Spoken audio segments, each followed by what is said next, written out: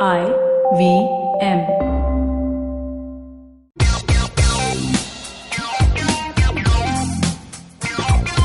Hello and welcome to another episode of Uncle Please Sit. My name is Tushar Avichandani and with me is my co-host Joel Pereira. Well done, we got it right this time. Good. Yeah, 11 episodes in. 11 episodes in. And finally, I get to say my name correctly. Yes, we did it. But again, for the second episode in a row, guys, we have a special guest with us this time. I mean, like last time. We have a special guest. Hey man, don't devalue our last week's guest. He was also cool. We just have special guest Joel. So please welcome on the podcast, Kumar Varun. Hi, Tushar. Hi, Joel. So nice Hi, Kumar. So as you guys might know, Kumar Varun is a stand-up comedian, an actor, an erstwhile corporate jockey. I don't know what other word to use. You must have seen him in stuff like Pushpawali, Cheesecake, Mr. Das, What the Folks, What's Your Status, and of course Better Life Foundation. And of course, Kumar Varun is also a massive quizzer and has been running a lot of quizzing stuff over the last week. मैंने उसका biodata अब बता दिया है तो welcome Kumar. The part that intrigued me the most was corporate jockey. I'm wondering if Papa CJ stands for Papa Corporate Jockey. Papa Corporate Jockey. Papa Corporate Jockey. Hey, CJ in the house. Yeah. Anyway, yeah. So, how are you feeling, Kumar? How is this lockdown treating you? Also, I don't like calling you Kumar. Varun, how's it going? Lockdown is really good. Honestly, I don't know why people are cribbing about it so much. Except the part that you can't go out and meet people and all that. But I was never a comedian who used to perform every day. I was not one of those like hitting the open mic every day to form material and all that. So that really hasn't affected me. And I think it's a good time to just sit and relax and like write things, read things. I've gotten a lot of time to do things that I want to do. Yourself. Yeah, meditation, like walking with my dog, eating home food, no alcohol. It's been great. This is healthy behavior, Joel. What the fuck? Yeah. No, but you know what? Yeah, even I have actually been using this entire lockdown period to try and reduce my chances of cardiovascular ailments by like exercising and doing all these things. But I don't know how much this will continue when this is over. I'm regretting asking this question because now I just feel like shit. I appreciate this. Listen, if this COVID-19 has taught us anything, it's that we love life and we want to live. We want to live long lives. Healthy yeah, man. I mean, but I also love the fact, sorry, we are digressing from the main topic, but we like the fact that the entire humanity is together in our, I don't know after how long, at least the first time in our lifetime. Yeah. It does happen during things like Football World Cup and big events like US presidential election. I don't know, few big things unite the world. But this is legit the first time the entire world is just talking about it. No, and even all the things you mentioned, right? Like the Football World Cup, there are two sides, right? There's one people on one side, one people on the other. Here, literally every single person on this planet has the potential to be affected by this. Yeah. Seriously, man. Seriously, it's just so weird because when has this collectiveness ever happened? I don't think it's ever happened. Yeah. So now we make an awkward segue into what our actual. No, but the reason why it's affecting us all is because the way we are all connected now, right? Like the internet. Like you had, like for instance, what they call the quote unquote world wars didn't affect like a lot of people. It didn't really matter to a lot of people, but this... Joel, actually more than the internet, it's the fact that the disease is coming to all our countries. Like the internet is just one part of like the interconnectivity, right? For like 20 years, what Thomas Friedman was talking about, a flat world and this and that. Now it's coming to bite us in the ass. Thomas, ye kya kiya tune yaar, Thomas? How you doing? So, I have a feeling we'll keep talking about COVID because all of us have some point to add, but I'm like, when do we stop? That is why we will make an awkward segue into what we're talking about. Guys, today we're going to be talking about a very controversial topic. Joel, what is our topic? Today we are talking about political correctness. It's obviously something that a lot of people have talked about, but then considering we are our own special snowflakes, we have our own unique take on it. Yes. And This take we will tell you right after this break. Hey everybody, welcome to another week on the IVM Podcast Network. If you're not following us on social media, please do. We're IVM Podcast on Twitter, Facebook, and Instagram. I'd like to thank our sponsors this week, Paytm Money. Do definitely check out our social media accounts. We've been doing some really cool stuff over there. There are a bunch of recommendations from hosts. I think you'll really enjoy the content that we're putting out there. And make sure you don't miss your favorite shows. Cyrus Says has been putting out some great stuff, as is the Pragati Podcast. All About Policy has been doing some really, really fun stuff. The guys at Football Shitball and Football Twaddle are continuing to release episodes as well, which are really interesting. Pesa Anupam's been having guest after guest just killing it. Pulia Bazi's been doing so well. Postcards from Nowhere. All these shows are really, really doing well and really, really putting out great stuff. Appreciate the efforts that the hosts are putting in the lockdown, and I hope you guys are enjoying this stuff. And with that, let's continue with the show. And we're back from the break, and what we were talking about before we took our little break was political correctness and what it actually means, right? What it means to all of us, because we have an idea of what the phrase is. Yeah. It's, a lot of us think that political correctness is a set of rules that have been imposed on us, and that, while being technically true, if you just break it down, it's the difference of being polite and civil to a group of people, or basically dumping on a group of people. That's the way I see it, at least. So Joel, tell us what's the exact definition. So the exact definition, so weirdly enough, political correctness itself started off as a bit of an ironic phrase, by the new left and the civil rights movement in America. And, where they were like, oh, it's not politically correct to do this, but I got to do it anyway. It's not PC to say this, but I'm going to say it anyway. And as the social justice movement, which started with the civil rights and feminism, even in India, we had a lot of rights and we had a lot of social justice stuff happening in the 70s and the 80s. And it kind of caught on as a phrase to describe a series of behaviors, right? And why those behaviors should change, or why a certain set of behaviors should be enforced. Over time, it was used as, so now obviously the people who are pro-political correctness are going to be progressive people, liberal people, etc. And it was used, this entire bad rap that it has right now is basically the job of conservatives, right, around the world. First, of course, it was the Americans and the British.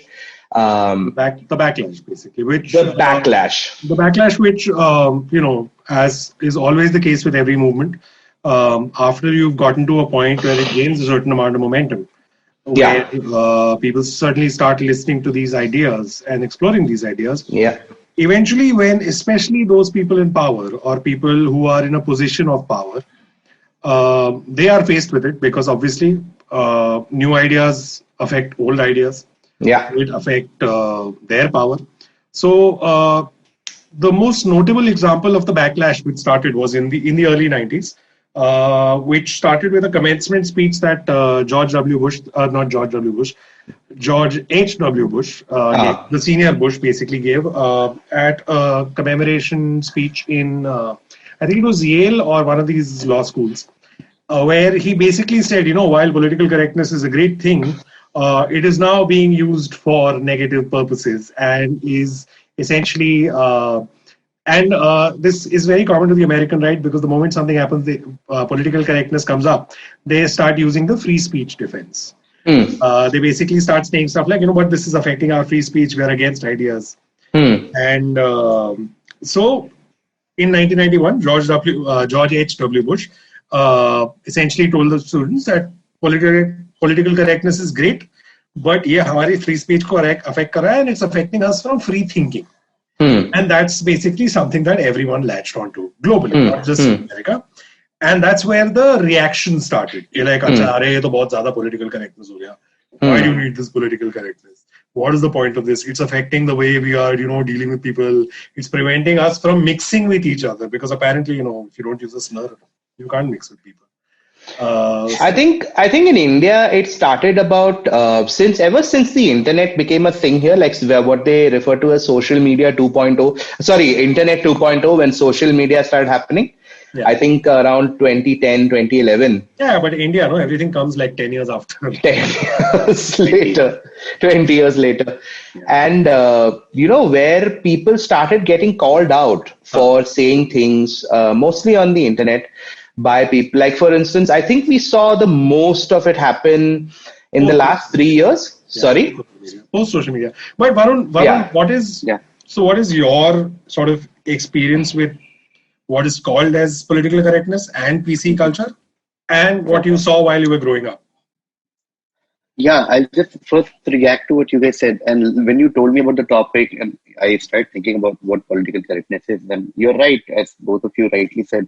For the longest of time, political correctness was essentially just good manners. Like, okay, this is how we should behave, and this is what I should behave, and the definition, so to speak, was to avoid offending persons of various genders or sexual orientation or culture or class and all that. But I think at some point, like Joel said, was we started. I'll just head straight to what you said. I think I look at it as something that is constantly evolving, in the sense that what is politically correct now will not be politically correct 5 years. Even if I put political correctness aside, it's just about what is acceptable to the larger society and what is not. In India, for example, for the longest of time, many things like which were, say, casteist in nature were very much acceptable within the society. I remember a case before internet. Things used to happen, but there used to be PILs in court, and then the court used to say something. It used to take a lot of time. I remember when Joel was talking about internet, I remember there was a movie called Aaja Nasle, starring Madhuri Dixit. There was a song that had the word chamar in it. And then, which for the longest of time was a very normal word for a lot of people. It was referred to a particular occupation. Yeah. But then when there was a PIL and a lot of people from that community and scheduled caste actually raised voices and said, no, this is a casteist slur. Yeah. And then the problem with all of us is that we grow up with certain values, and then we sort of accept that this is okay, this is normal. It's only when someone tells you something, when you meet someone, a new set of people, a new set of ideas, that is when you sort of get time to reflect and you're like, okay, maybe this is offensive to certain people. So growing up as an Indian upper caste male, and like all of us, I think, went through this phase where we were like, okay, there are some things that you watch in movies or songs and you're okay with that. Like things like Kya Be Chakke, it was a joke. Yeah. Only now we realize that, okay, maybe people who are trans, so this might be really, really offensive to them. No, and like you said, all the caste words, a lot of them were used as bad words. But again, for a lot of us, the context wasn't like, oh, ye caste wali cheez hai. We figured out later, like, oh shit, this is a horrible thing to say. Like the word that you used, and like a bunch of others, and like the chakki thing that you mentioned, which again is now actually at the center of a controversy right now in the middle of a YouTube thing. So so that kind of stuff we grew up with a lot. Yeah. But I think it's all about how we change and how we evolve, and that is for me as an artist and for me as a human is very important in the sense that the world evolves, and so to speak, we also evolve, and we then become careful of what we talk about, how we talk about it, etc., etc. For example, simple things like sexist things. For example, I don't know, like chairman or spokesman. I mean, a lot of people talk about, and this is where the entire thing of overdoing it also comes at some point. But then it's fine to, change it from chairman to chairperson. I mean, it's not wrong, because for the longest of time, there were only chairmen. So there is basis for that word to be called chairman. But now we have women in power. So we're like, okay, we can call it chairperson, or we can call it spokesperson. And I don't mind evolving in that sense. I mean, human language has evolved there are many words that have gone extinct for different reasons. There are many words that have come in our lexicon. So I don't see a problem in sort of adapting to this. This actually, the thing that you mentioned about language is actually a very interesting. And the thing is, we'll try to go point by point. Okay. So one of the points that because what we basically do is we take a thing that an uncle we would know would say, Okay. and then Yeah. we would jump on that topic. So the language thing that you mentioned. So one of the most common things that you will hear right now, even now, amongst people, I mean not just uncles, amongst a lot of people is, यार what is wrong with using words XYZ whatever, I don't want to use those words right now, what is wrong with using, हम तो सालों से use कर रहे हैं, problem क्या है उसमें, किसी को थोड़ी फर्क पड़ता है. And you also see this in a household setting, like for example publicly though it's obviously an issue. The thing is we try to get people to stop using them even at home, and they're like, अरे मैं उस sense में थोड़ी बोल रहा हूँ ये word. I'm like, but that's not how it works, right? You don't get to decide कि किस sense में बोल रहे हो. If a word is complicated and painful for a whole sort of marginalized community, you should not use it.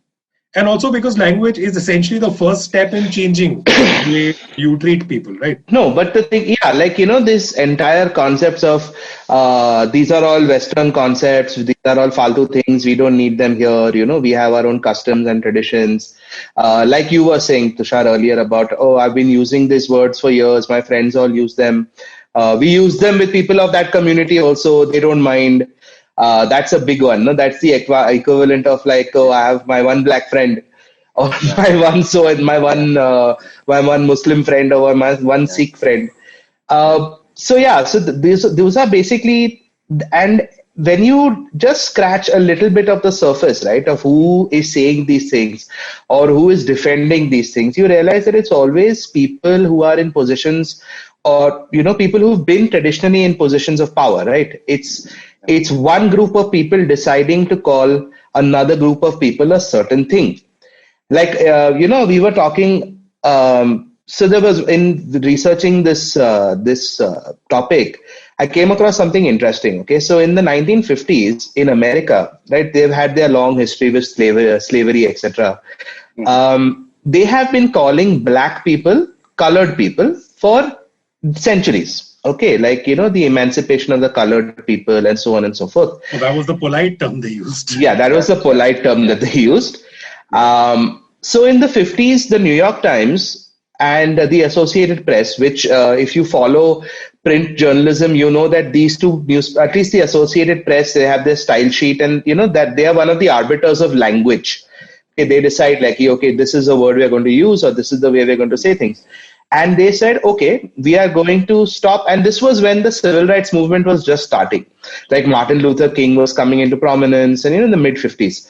And they said that we are going to stop using the word colored, and we are going to use the word black or African American, right? Because this is what the community says that they want to be called as. Because obviously the black people in America didn't say like, we want to be called colored, because they had no rights or authority to even do that. But finally, when they started asserting themselves, they were like, we are going to call ourselves this. And the New York Times, right? It's a liberal, like, considered to be the liberal beacon, or, the paper of choice, note or whatever. And it had so much backlash from their mostly white readership, saying that, we've been saying this for years. Why do we need to do this? Does this need to change? And basically, that was the first time, I think, where you had a group of people, or for instance, in India, right? When in the 20s, Mahatma Gandhi was obviously very concerned about casteism, etc., etc. But he came from a parochial background, right? So his view of casteism also was very parochial, and he tried to remove the sting of casteism by creating a new word, which was Harijan, which the Bahujan community obviously disregarded and rejected, because they're like, first of all, stop being so patronizing, and secondly, we get to decide what we want to be called. And at that time also there was a lot of like, I don't understand, like, mostly from people in positions of power, right? Upper class. Their logic was that it erased their struggle. They use Harijan as God's people. Correct. That is not what's happening to us. Yeah. That was the entire conflict between Ambedkar and Gandhi, right? In their approach to a large part of it. A large part of it, yeah. But so that is always where you're going to find your struggle, right? I guess between the people who are newly asserting themselves versus the old pillars, so to speak, of society who decide what is right and what is wrong. I don't know. जिसके पास Does that power make है. sense? Yeah, I agree with this point, not just on political correctness, but every issue that people talk about. When people sort of make themselves the ambassador or representative of the group which they are not even a part of, you know what I mean? Yeah. For example, when we start talking about trans rights or in our sense, caste, etc., we should consider what that particular group feels about it, you know, instead of just, and that's when a lot of these overcompensating that Tushar touched upon initially happens. When you try and stretch it so much that it becomes laughable at some point, where you lose the very essence of the movement that you are trying to support. When you Yeah. just overdo it for like a lot of genuine feminists might not agree with your entire thing of gender neutral terms for everything and making it the biggest issue, because there are other issues that they are fighting, right? Battles, yeah. Yeah. But honestly, you know what? I am of the opinion ki let it go extreme. I don't mind it. Because, and the reason I say that is because it's a new idea, it's a new concept, right? And obviously there is going to be some form of extremity involved. And again, if you just look beneath the surface, the people who will accuse someone of being politically correct or of being, overly, what is the word that they use, special snowflake or overly sensitive or whatever, are a lot of times come from conservative or traditional backgrounds, right? Or conservative or traditional, people who are conservatively in power or traditionally have been in power. And they use this, I feel they use this term of politically correctness to basically discredit then everything else that comes with it. For instance, generally an extremism is met with another extremism, no? A lot of times. Yeah. So I'll tell you that I disagree slightly. I think that I don't agree with the whole I'm okay with completely going overboard. Yeah. I do realize that there will be problems. No movement is going to be perfect. People are going to add their ideas. Obviously, it's an organic thing. No one's like, there is no precedent running something or something like that. But what happens is that a lot of times we end up losing focus on what the real issues are. Of course, people, and I noticed that people who are actually affected by it, they're not the ones overdoing it. Yeah. A lot of the overdoing happens by people who claim to be allies, but sometimes sort of misread what is being said, or sort of it's the zeal of the newly converted, right? Yeah. सब में बताएंगे यार, अब तो फोड़ देंगे. Like, Also, see, to be fair, again, these entire. My point with that is, the thing is, moment it goes into an extreme space, and again, I use this word very carefully because a very small percentage does this, I feel. Yeah. Most people are, clearly aware of what they want and what they want to do. Is that it sort of pushes you away from where you want to be going. And sometimes it can sort of hijack the movement. And that can be a big problem. No, but a lot of times I feel that the people who don't support political correctness, their crimes are far more egregious. No, that's true. I agree. And I think then trying to balance one with the other. No. No, I disagree there in the sense. Obviously, extreme political correctness will never be as up as extreme right wing or even extreme left wingism. Yeah, those are completely different levels of fuckery. Yeah, because then there's India. Yeah. Okay, where I have observed, like all three of us have been in comedy. Like Tushar has written comedy. I used to, I used to do this show on air with AIB. Kumar has also associated with us in the past and done a lot of stuff.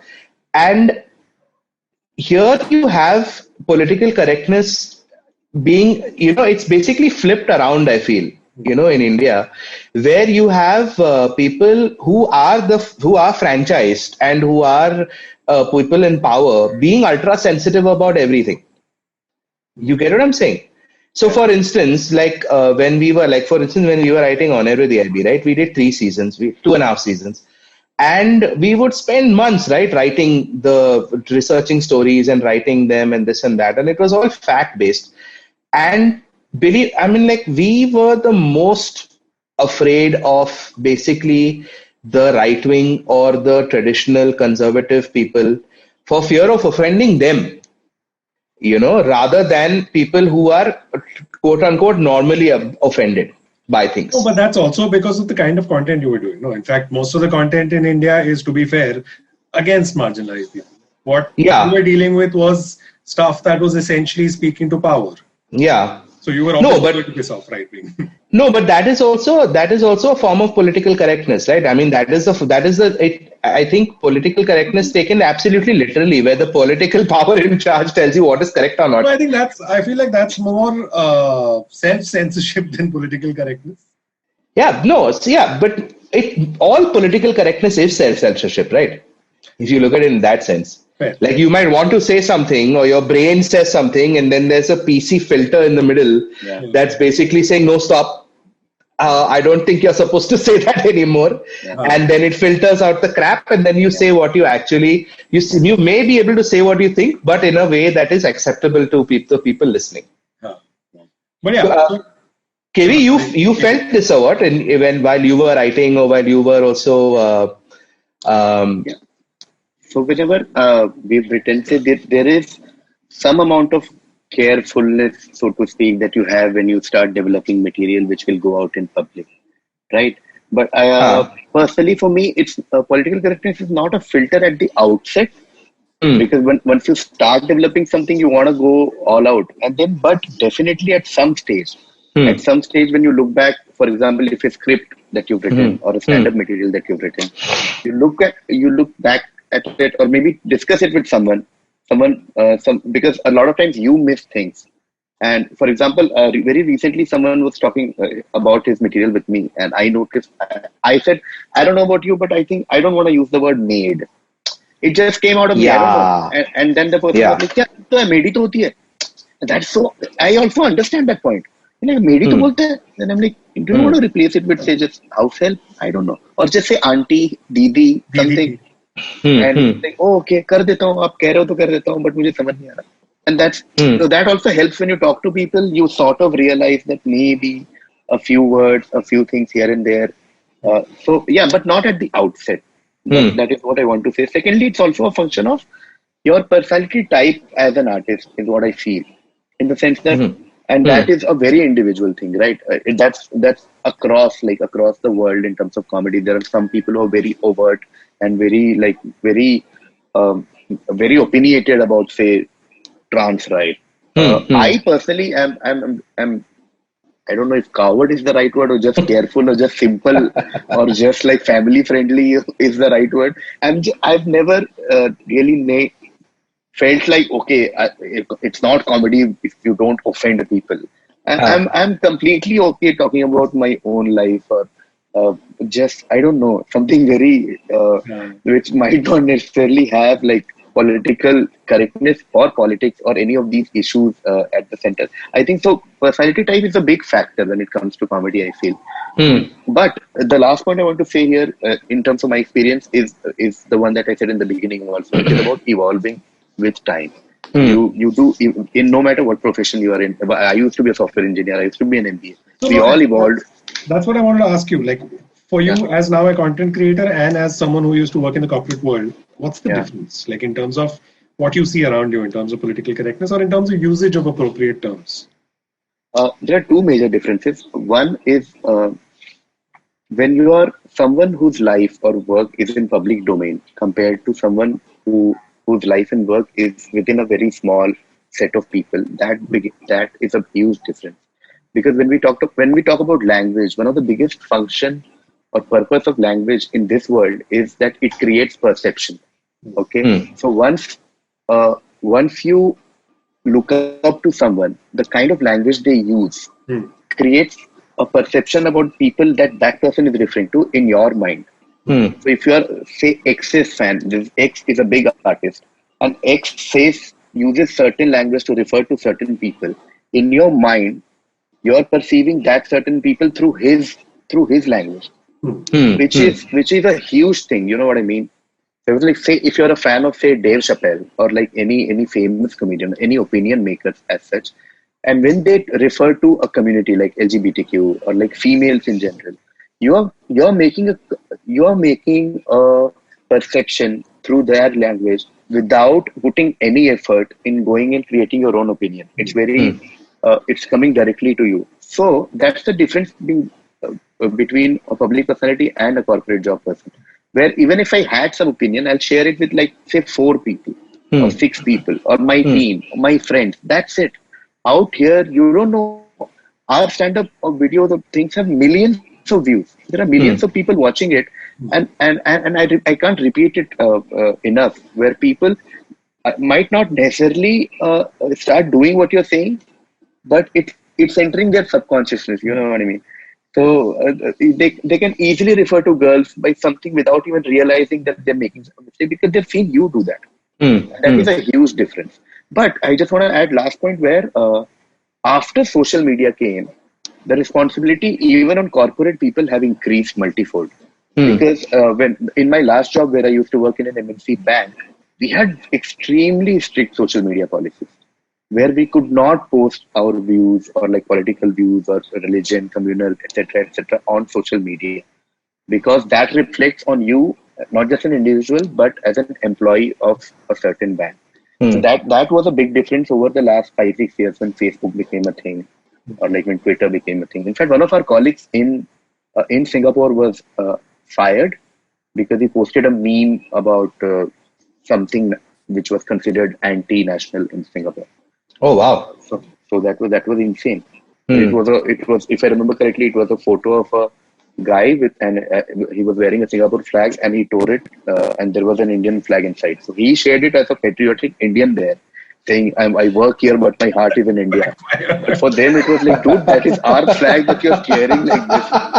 It became a big issue because that bank is the biggest bank in Singapore.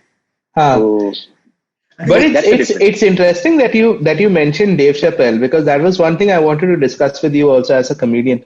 In the over the last 5 or 6 years, maybe a little longer, you've had a lot of very prominent senior comics, right? Like Jerry Seinfeld and Dave Chappelle and Bill Maher, even old Mel Brooks coming out and, talking about how political correctness has gone too far and, it's killing comedy and we can't do anything about it. And we are, this thought police is on us. Do you think that it really stifles creativity? I personally think it does not. And that's completely my own opinion. I believe, because I was reading something today, I think one of the comedians who said that if Charlie Chaplin was here today, he would not be able to do anything because it was all politically incorrect. Or some people said, oh my God, The Office came at the right time and left, dude. If they made The Office now, oh my God, it would be so offensive. But my counterpoint to all that is that you have to work in the times that you live in. So if it was acceptable, then maybe if I'm making The Office today, I will not put a few things. I would still try to be funny. You know what I mean? For example, like I was when I was talking about software engineering, when a new language comes or when a new technology comes, you adapt to that and you become a better programmer or better product manager or whatever.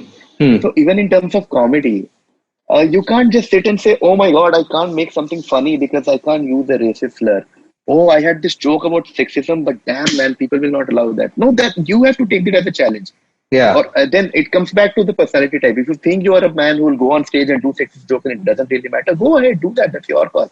But then you don't blame how the society is changing and blame that on the fact that, oh my God, it has just, I'm not able to be creative. I was writing something, but this sexist thought, whatever, my editor is saying that they can't approve this because it's sexist. Yeah, you change it. You make it funny without using the word or the thought. Find a way to be appropriate then. Yeah, find a way to be appropriate and funny. Yeah, and this office thing is actually is also something that brings me to a different aspect. So there's a lot of friends bashing happening over the last year or two. I've noticed online. 10 reasons why Friends was problematic. 10 reasons. Yeah. This is where I want to come to the flip side, where I look at Like, my experience, I was living in Jamnagar, in the middle of nowhere in Gujarat, where I have no friends. And मेरा तो sir फट गया. I was like, ये तो क्या amazing चीज है. Wow. Like, these new concepts, and I also want to go to a coffee shop, and I also want to have like 6 friends, male and female, who I can go chill with, whatever. And now, of course, you have all these BuzzFeed articles and these Kuku articles and all sorts of articles that are like, 10 reasons why friends are problematic. And they'll say stuff like, it was transphobic, it was this way. But my point is, this was something that was made in the 90s. Correct. Started in the mid to early 90s and then ended around 2003 or 4. Yeah. Now the thing is, you also please compare it to what was happening all around it. Like the kind of shows that were all around it, the kind of politics that was happening all around it, the kind of pop culture that was happening all around it. And I know there'll be some guy who will be like, "Dekho, but ye to Will and Grace pe ho raha tha." I'm like, "Yaar, ek show mat dikhao mujhe." There were 500 shows going on that were deeply problematic. In fact, I actually found a lot of aspects of Friends to be progressive. Yeah. Even his, like Chandler's dad, for example, was, and again, I'm going into a very slippery slope here because I feel like I can get a lot of hate for this. But to me, that was an introduction of a concept that I did not know at all. And I'm speaking from my Indian context. I see this when I see Indian articles. Like, I get Americans still saying it because unka culture alag tha us time pe aur unka alag evolution ho raha tha. But when I see Indian people saying it, मेरे को problem होता है, because tell me, what was your trans reference at that point in time? Yeah. This was actually a living trans example of a person who was, and there were bad jokes. There is no denying that. There were jokes that made off their trans identity. But it still also introduced you to an idea, at least as an Indian person, that you were never aware of. Or at least it was in the fringes. No, but I'll tell you, Tushar, I disagree with you there a little bit. And here's why. Okay. Now, sure, it was a show based in the 90s. And like you said, there were a lot of other shows that were very popular. I will drag your attention to perhaps one of the most popular shows in the 90s, Baywatch. Okay. Now the thing, Which was, I think, Baywatch was deeply problematic even by 90s standards. No, I'm saying, but the point is that in 2019 or 2020 or 2018, no one is talking about Baywatch because no one is watching it anymore. And like Kumar said, like KV said earlier, if you are putting something on a public platform and if people are watching it, then they are still being influenced by it, right? So by this, because Friends is still widely popular, right, as a show. I doubt anyone born after 1995 is watching Friends and imbibing values from Friends. Hey, no. It is widely popular, that show. Yeah. Trending on Like- Netflix even now. Yeah. A lot of it is nostalgia watch for people our age. Or No. There are a lot of younger people who are still watching that show, and which is why then you have the people will find the need to be like, okay, no one is saying don't watch the show. It was a good show and whatever. But be aware of all these things as well. Like I said, Baywatch. Why are people not writing about Baywatch? Because Baywatch was so much worse. Yeah. Right, as far as everything was concerned. But no one is saying, like, no one is shitting on Baywatch anymore because Baywatch has become irrelevant. That's true. Friends is still relevant. And now there's an entire generation of kids who are watching that show and saying, you know what, maybe this is cool. Maybe this is the way, like these things that they bring up, right? Like, for instance, the entire 10 seasons of Seinfeld apparently had 19 black people in it, out of which 17 of them were waiters. Yeah, this is apparently true. I have not watched this show. Okay, I have not. The Seinfeld was one show that I just missed completely. It just didn't happen. But I was just reading about it when Jerry Seinfeld himself was talking about like political correctness and this and that. Apparently, the entire 10 seasons of Seinfeld had 19 times where a black person actually said a word on that show. And out of those, 17 were just waiters or busboys or service staff. I think one was a valet and one was one line by some cop or something. And that was a problem that was with Friends also, right? That there was it's a lawyer, no? There's a black lawyer in Seinfeld, no? I think so. I think there was one character or something like that. Yeah, there's a lawyer. But but again, people are not talking about Seinfeld, like, about how Seinfeld was problematic. The relevance point does make a difference. Because it's not relevant, right? No one's watching. That's a nostalgia watch, I feel. Like, people like us are sitting and watching Seinfeld and like, oh, that was nice or whatever. Yeah. But the kids are not watching Seinfeld anymore, man. That's It's true. it's relevance plus, like when people watch content, they don't usually focus on the context. Like when a kid starts watching now, they won't be like, okay, this is 1994 is when season 2 Yeah, came. but I They feel just, like there could genuinely लगता है कि anyone born after 2000 is even going to enjoy watching it. No, man, it's the same reasons why we found it funny when we were 20 years old. It's the same reason why people 20-year-olds today will find it funny, I guess. I guess. Like, think back, okay? Think back to movies that we used to really like. I'm guessing we are all around the same age in our Yeah. mid 30s. Yeah. Movies like, say, Dumb and Dumber or the Jim Carrey films there of the 90s, like Mask and all that, they had some stuff that has not aged well. But it's still funny. It's still funny. Like, all those Mel Brooks films also, like all this history of the world and things like that, they haven't aged well by today's date, but they're still funny. My biggest conflict is Superbad because I really like Superbad, but I'm like, okay, there are lots of problematic things in there. Yeah. Like, shit, how do I watch this and not feel guilty, but also watch this? Yeah. But yeah, so again, as we talk about content, the other issue that comes up with political correctness is a lot of uncles going, ठीक है political correctness है, but इसका फायदा क्या? इससे कुछ बदलेगा क्या? And that is the most garbage argument that you can ever think of. Because to be honest, all change does start with language. Does start with content. Does start essentially creative thought. Okay, I'll give you an example over here, okay? This is something I have noticed. I may or may not be true, but it's just a personal observation. Do you remember when we were younger, like when we were in school and college, etc., we used the word rape very, very loosely. Okay. Rape was not to define an act of sexual violence. It was just to define any kind of inconvenience sometimes. Like we would come out of an exam and say things like, oh yaar, rape ho gaya. Or like, मेरे को घर जाना है soon because rape ho jayega. And then in 2012, that Nirbhaya case happened, right? And I don't know if you've noticed, but I've definitely noticed that without anything said, anything spoken, that word has kind of lost. I mean, I don't hear it that often anymore. I actually don't remember the last time I heard it. Someone used it in that context. In that context, right? Yeah. Like we used to say it at work and all also, right? Like, let's go back soon, boss rape. It was a very loosely used word. And then it just, in 3-month period, it just dropped out of, and I think that is a good example of political correctness, right? I don't think anyone had to sit and enforce it. Yeah. No, again, like even with, for example, all the movements, the Dalit movements and various other movements, of course, they sought social justice, but a lot of the conversation started with the use of words, just like the civil rights movement. You were like, don't say these things. Don't say these things about us. Don't use these words against us. And eventually that's led to like from you being as like, so especially in Indian society, it started with like, oh, wo SC/ST act lag jayega ya whatever ho jayega, ye shabd mat use karo. Yeah. Ye galat shabd hai, mat use. I mean, although it's still being widely used, to be fair. Of course, yeah. We live in our bubble. But even in this bubble, it was not, it was... No, but I think, Tushar, you know what? Again, like, considering we're talking about language, I feel it filters downward.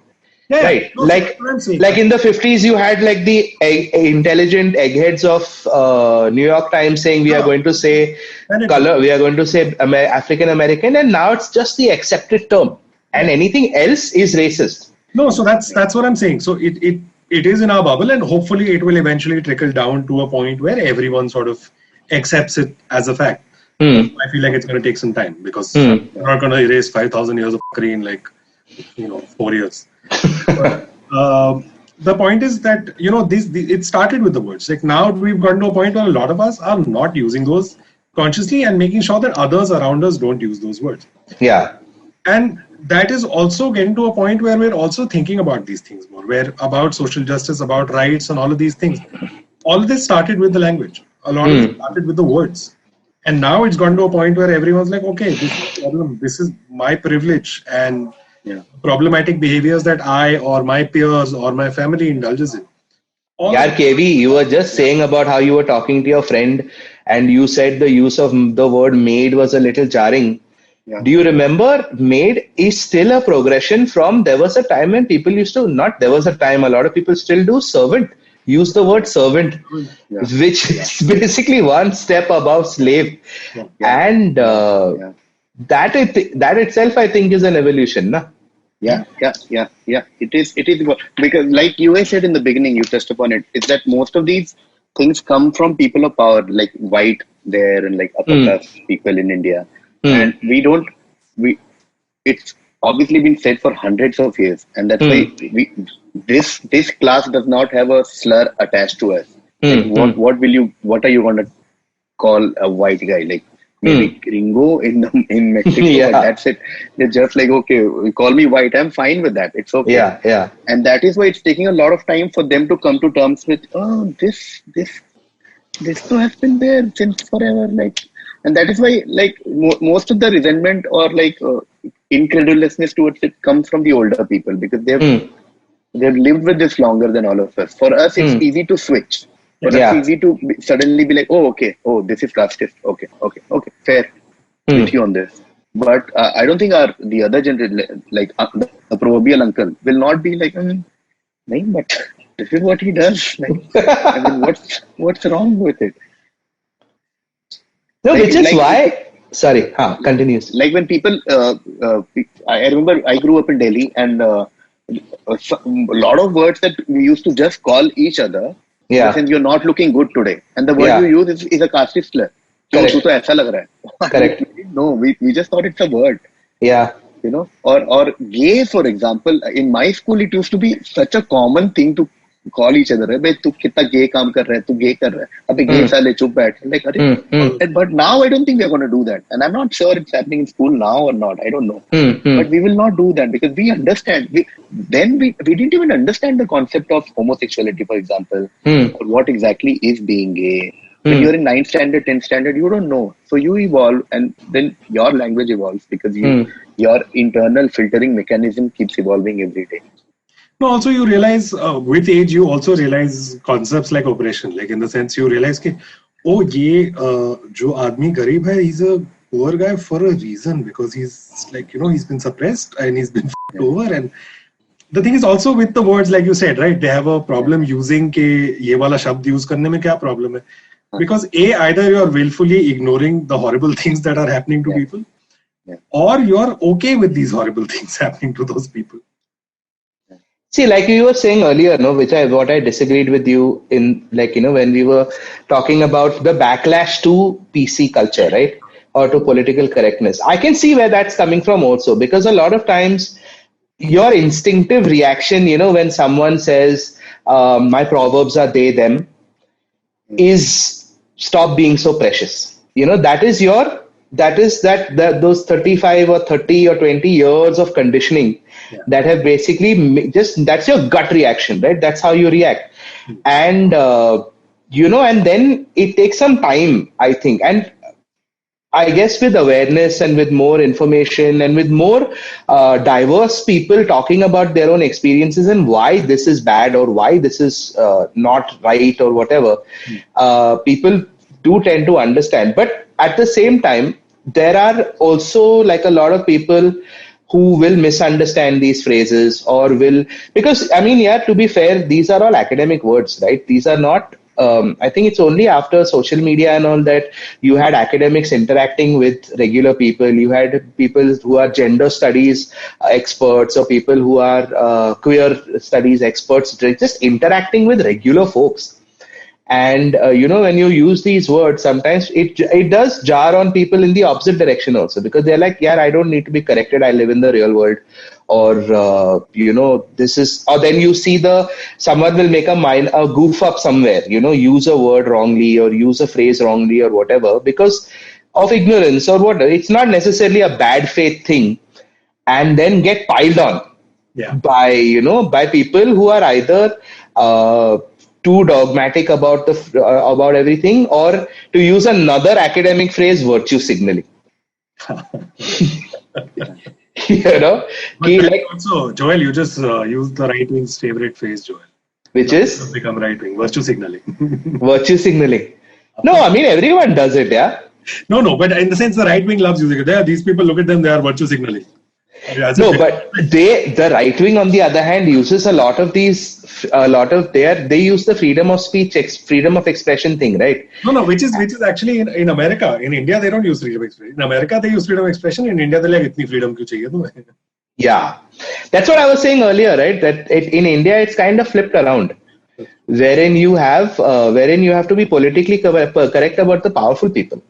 You can shit on the people who are below you or who you feel have no power. And I feel in India also this political correctness a lot of times is then enforced with violence, right? Which doesn't happen in the West. Like at best, if you're a un-PC comedian, let's say, like for instance, that guy from Seinfeld only, remember the Kramer fellow? I think he was doing stand-up somewhere and he used the N-word. Yeah. For all that rant. Did a proper rant again. Comedy store, I think. But no one beat him up, right? Or he didn't have to have cases hit on him or anything like that. It was just he was cancelled, so to speak, and then he was silenced by the public. But here, on the other hand, you have people who will talk about problems or issues within, say, for instance, the Hindu faith or a way of life or a way of thinking, and immediately those people are hit with violence either from the state in the form of cases, etc., or from mobs of people who will react to what they've said. Like cases you said. Or cases. That is state violence or violence. Yeah. कुछ तो होने वाला है basically. कुछ तो होने वाला है. Yeah, exactly, right. It's not too often that you hear of people from it's not like you have queers coming out and reacting violently to some crap that they've seen in a Bollywood film. No, that's true. No, and I mean, of course, that goes into a much different thing in the sense because a lot of our anti-speech violence is also very institutional. It's not like a random guy is getting up and saying all of these things. It's generally an organization which has decided, "Acha, abhi time aaya hai, can't marenge logo ki." But yeah, so I think we've covered a fair amount of this topic. I think, of course, this is an endless topic that will go on for 6 hours. Yeah. But to basically sum up what we discussed today, like for example, Western concept. I mean, like Western concept से तुम्हें क्या problem है? Western concept अच्छे होते हैं, बहुत हमने use भी किए हैं. Zoom use कर रहे हैं, वो भी Western concept है. तुम ये गाली Twitter पे ही दे रहे हो, by the way. वही Twitter पे ही जो Western concept है. Short uncle आपने पहनी हुई है, वो भी Western concept ही है. I don't think there is something inherently wrong with the Western concept. Then again, the whole I have been using words for certain time. What is wrong with them? We have elaborated on them, but Joel, do you want to summarize it? No, I want you to summarize it because yours way was better than mine. Wait, shit, what was my way? I forgot. I don't know. Societies evolve, groups evolve, and then we evolve with time too. That's all. No, you're giving the good reason. Joel is describing how I described Uncle Singh. Tell, Joel. No, that only. No, and okay, so we'll take this forward now. The third point that we were talking about is, I don't mean that word like that, or we use it in a different sense, or etc., etc. And the response to that is, you don't get to decide. You don't get to choose. If you're calling someone a certain thing, then I think it's just fair and decent for that person to be. It's like, for instance, remember when we were in school, and if someone was short or fat or dark, society, his peers would give him like a nickname. It would not be unfair for that person to say, "Hey man, my name is Amit," or "My name is Tushar," or "My name is whatever," and expect to be called that, right? So that is basically the response to, I didn't mean it in that way, we mean it in a different sense, etc., etc. And the last one we were talking about is, what is the use of political correctness? It's not like it's going to change.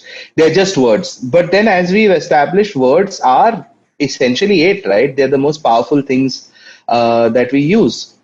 And there are 100 examples of people dropping words, of people adopting new words, of people changing language, of people stopping saying certain things, and they're not even like enforced by law or enforced by. They just happen. They like we evolve, and that is the point, I think, of political correctness. Exactly. And of course, to sum it up, and the last part, of course, there are, of course, political correctness can be a double-edged sword sometimes. People will misinterpret it sometimes. People will get the definition wrong, or there is obviously the zeal of the newly converted as well. But again, by and large, there'll be individual cases where problematic things could happen. But by and large, it's never as detrimental to anyone as, maybe an extreme right or an extreme left situation. So, so we've basically established political correctness amazing hai, aur use appreciate karo dosto. I wish we could come up with another word for it though, yeah. Because it's such a good word, it's such a good concept with such a shit connotation. Yeah. I'm surprised that for all the phrasing that the liberal intellectuals have come up with, they haven't come up with an alternate for this. Yeah. No, but from visually impaired, hearing impaired to all that, please come up with something for this also. Come up with something for this. No, a better phrase for this. So guys, as always, first of all, thank you, Varun, for coming on this podcast. Thank you so much for having me. And extremely enlightening also, and funny also. And Joel looks very happy. Look at his face. This is a podcast, Tushar. No one can see my face. But we are recording this on Zoom, so people will know that we see each other's faces. Oh damn! I forgot about that because the Zoom window is behind some stuff. We need to look at this properly, okay? Because there have been times when I've not been like. Look incoherent. Focusing on cognitive of the fact that I am being recorded visually. Like showing people your legs. Yeah, like look, we are all in our bedrooms. I am sitting cross-legged on my bed, okay?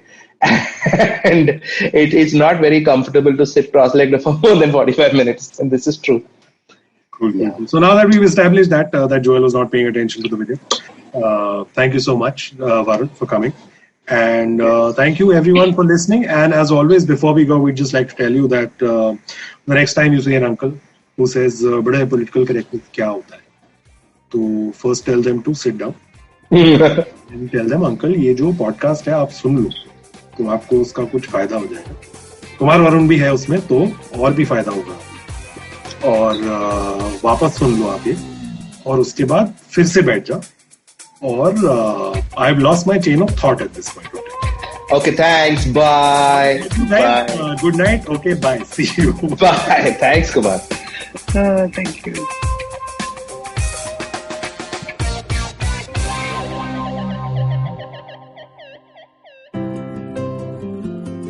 How many times have you caught yourself Googling stuff on health and wondering if it's the right information? How many times have you heard different health experts give opposing views, which has only left you confused?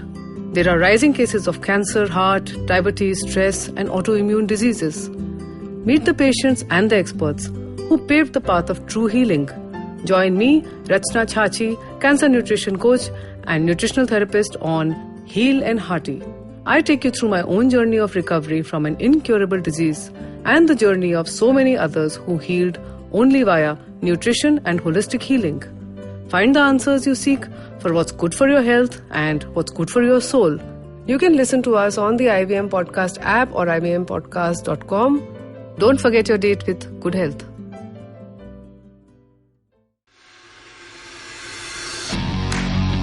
Are you looking for India's most awesome cricket podcast?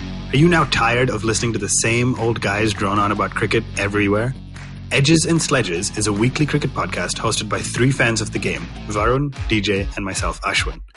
It was established in early 2018, has over 60 episodes now, and is of course now proud to be on the IVM Podcast Network. Each week, we get together from 3 different time zones, the USA, the UK, and Singapore, and we talk about things from the world of cricket, with a focus on Indian cricket. We often interview special guests from all around the world, including former cricketers and cricket media personalities. So check out Edges and Sledges, the cricket podcast, now on the IVM Network.